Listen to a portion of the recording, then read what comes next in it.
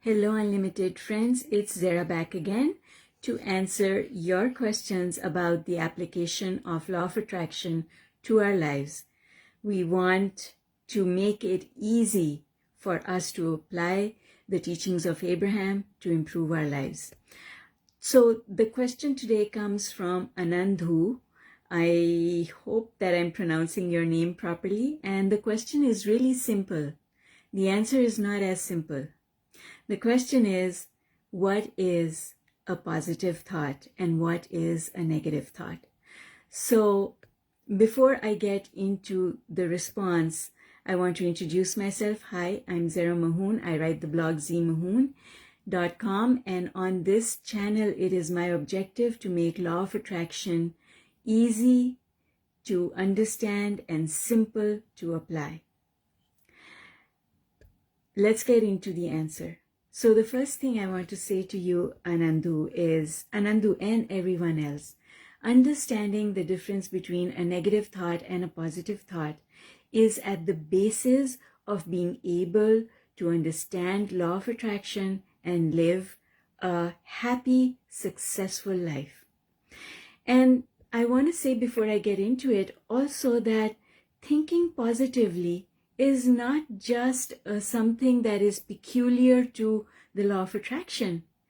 Everywhere in the world, whether you are listening to a religious person or a successful person who is sharing their journey with you, everybody talks about the difference between negative and positive. In this video, I'm going to give you a simple way of understanding what is a negative thought and what is a positive thought. And it comes from understanding the concept that the words we use are indicative of our level of joy, and because our level of joy is connected to whether or not we are being negative or positive, by observing our words, we can determine what beliefs we are activating on a moment-to-moment basis. All right, let's get into it. I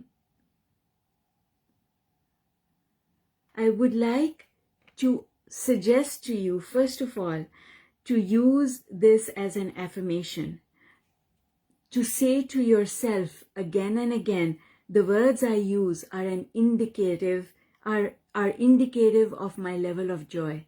The words I use are indicative of my level of joy. If you use this affirmation over and over again, you will become more aware of how you offer your words and therefore what beliefs you're activating. Before I get into it, I want to say to you that this affirmation comes from the Unlimited 365 program, which is a paid program where I teach people who participate to go from being a novice with the understanding and application of law of attraction to becoming a master at the understanding and application of the law of attraction. And if you're interested in finding out more about this program, just send me a message through my website, ZMAHOON.com, and I'll be happy to share all the details with you. All right, let's get into it.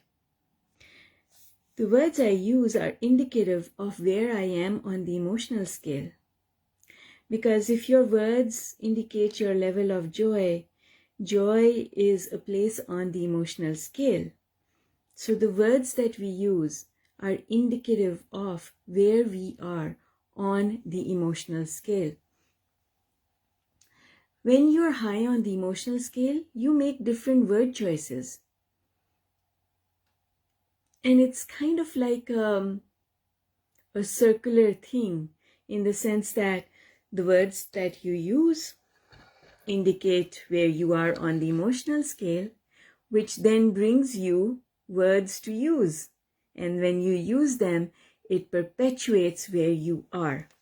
So if you want to get away from where you are on the emotional scale, the best way to do that is to use different words.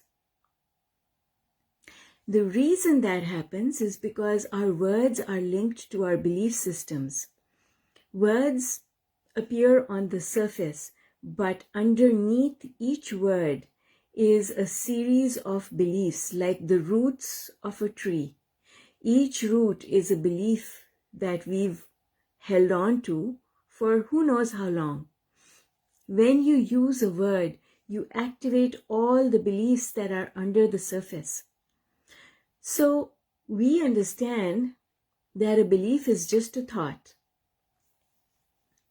If we don't want to activate the same beliefs that we have been activating in the past, then all we have to do is start using different words. Use different words, because now the beliefs that these words will activate will be different from the ones that you've been activating so far. And when you do that, everything changes, because now you're activating a different set of beliefs. That is why there's a difference between saying I can and I cannot. I can and I cannot activate a different set of beliefs. When you say I can, your mind starts thinking of all the reasons why you can. And when you say I can't, your mind starts thinking of all the beliefs that lead you to that end result, that you can't. So the words that we use are so important. And really, when we start watching the words that we are using, that is when we become aware of what is a positive thought and what is a negative thought. In short, a positive thought is a thought that does not impose any limitation on us. And a negative thought is a thought that imposes a limitation. A limitation meaning I can't go any further than this. So when we say, for example, that person is always rude, we have placed a limitation. Always rude. So now our reality is going to reflect this always rude situation. So you see, our words are thoughts. When we use words to express our thoughts, we are activating belief systems. And when we become conscious and we say, okay, I'm going to be positive, now you don't say that person is always rude, because you understand that when you do that, you're imposing a limitation. What is the limitation on? It's not on that person. The limitation you always impose is on yourself, because you will now be limited to seeing only that aspect of that person. That person, you've taken away that person's ability to show you a different aspect of their personality. Because law of attraction will only show you that which you are open to seeing. So if you change the way you talk about that person, and instead of saying that person is always rude, instead of saying that, if you say, I wonder where that came from. People are always nice to me. So if that person was not nice to me, it means two things. The first thing that it means is I created it. The second thing it means is they were on the same vibration as me. So all I have to do is to shift the way I'm thinking, and then that person will give me something different, because that person is not always rude. I know that that person is not always rude, because nobody is always rude. I just happened to bump into them at that time, which indicates that we were both on the same vibration. Otherwise, that meeting would never have taken place, because I understand law of attraction. So what does that mean? Well, if I want to see a different behavior from that person, And not just that person, the whole world. If I want to get different results for myself, then what I have to do is to think differently, not just about that person, but in general. Because you see, that manifestation of that person being rude, that is a manifestation that is a result of the thoughts that I was thinking before. Because thoughts create momentum, which results in a manifestation. So it's okay that my thoughts in the past brought this manifestation about. Now I can change it because I don't want this experience to happen to me again. I have decided I don't want this experience again. So I am going to think a different set of thoughts. What can I think? Well, I can give myself permission to go up the emotional scale, because when I'm higher on the emotional scale, everything looks different. My perspective on everything shifts and changes. So I'm going to say something must have happened to make this person behave the way they did with me. And it's okay, because they are able to change. They can change. Just because this happened once does not mean that it will happen again. And furthermore, because I have the ability to go further up the emotional scale, therefore I can ensure that this never happens again. Because my ability to go up the emotional scale is entirely dependent on myself. So watch for limitations in the way that you talk. Just be more aware of how you are talking, and you will start picking up these limitations that you place on yourself. That person, most of the time we have these limitations imposed on people. That person is always like this. This person is never in a good mood. And conversely, this person is always in a good mood. Positive and negative behave the same way.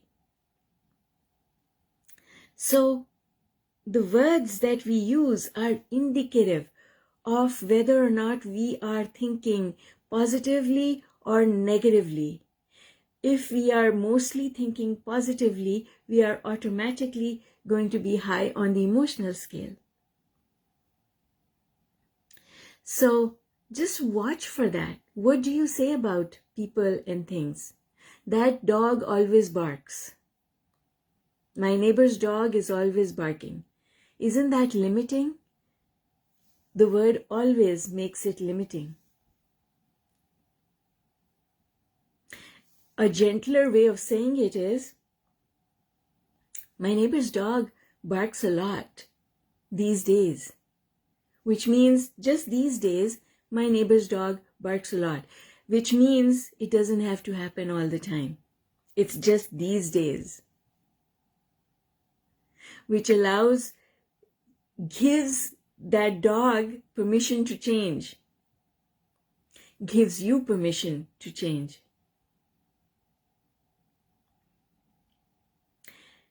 I don't like this thing. I don't like eating this food. In the past, I haven't liked eating this food. It opens the door of possibility. So when you say, I don't like eating this food, it's limiting. But when you say, in the past, I haven't enjoyed it that much, that means in the past I didn't do it, but you're giving yourself permission to change your mind. If you keep saying, I don't like this food, it's going to stay that way. So our words are powerful because they are linked to beliefs. And when we speak about something, we are showing our beliefs about it. You make the choice. The choice that you are making is, do I want to limit myself or not? It has nothing to do with anyone else. Do I want to limit myself or not? Do I want to limit my experience with this person? Or do I want to leave the door of possibility open? The door of possibility that says that this person and I can create something different than we have created in the past. That is possibility. You can close that door or you can open that door. It's entirely up to you. So, how do we become aware? By watching ourselves. Just like you observe other people and things, you can observe yourself. What am I saying? How did I say that? What words did I use? Nobody else can do that for you because nobody else is going to be with you. I am the best coach in the world, but I'm not with you all day. I cannot tell you every minute of every day what you're thinking and whether it is positive or negative. You have to become aware. Become aware. And all these tips and things that I'm teaching you are to make you aware. Because even if you can just do it one time today, shift something today, one thing. If you can look at one thing that you've said and turn it around, you've made progress. You're heading in the right direction. And if you do it today, and remember to do it tomorrow, and the next day, and the next day, and the next day, soon you will have cleaned up everything.